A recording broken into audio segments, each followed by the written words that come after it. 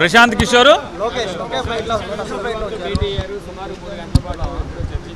ఎవరు? ప్రశాంత్ కిషోర్ అంటే బీహార్ అతను ఇదివరకు మాకు పనిచేశాడు అన్నారు.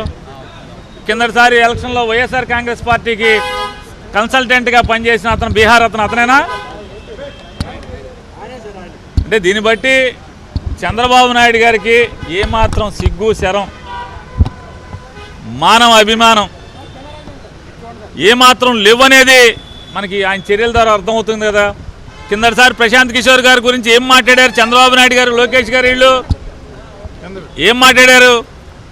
బీహారోడు ఇక్కడికి వచ్చి ఏం పీకుతాడు, బీహారోడు ఆట కట్టం తోలు తీస్తా, ఆడు అది చేస్తా ఇది చేస్తా అని మాట్లాడారు.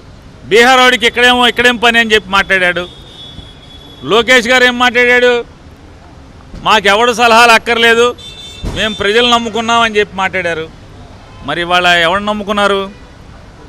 మేము చీకొడితే బయటికి పోయినోండి బతిమాలి తెచ్చుకుని, అంటే ఎవడ గతి లేక అంటే పవన్ కళ్యాణ్ని నమ్ముకునే పరిస్థితి లేదు, పార్టీ కార్యకర్తలని నమ్ముకునే పరిస్థితి లేదన్నట్టుగా దీన్ని బట్టేది. మొన్న ఏం చెప్పారు? 5 ఏళ్ల క్రితం వీళ్ళ పార్టీ కార్యకర్తల మీద వీళ్ళకి నమ్మకం లేదనుకుంటా, అందుకే ప్రశాంత్ కిషోర్ని పెట్టుకున్నారు బీహార్ నుంచి అన్నారు. మళ్ళీ ఇవాళ ఏంటి అంటే పార్టీ కార్యకర్తల మీద నమ్మకం లేదు, పవన్ కళ్యాణ్ మీద నమ్మకం లేదు, మళ్ళీ వీళ్ళని తెచ్చుకున్నారు.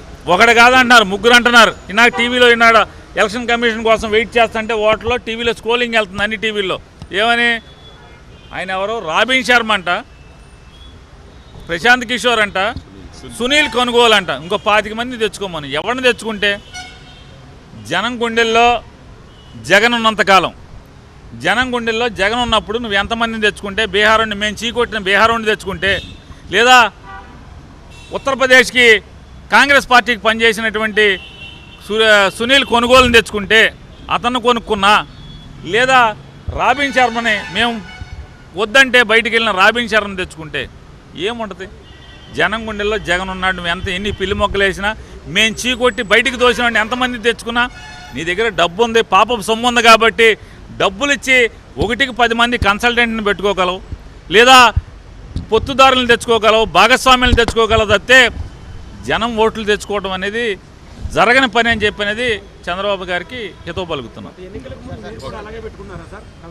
ఏమండి?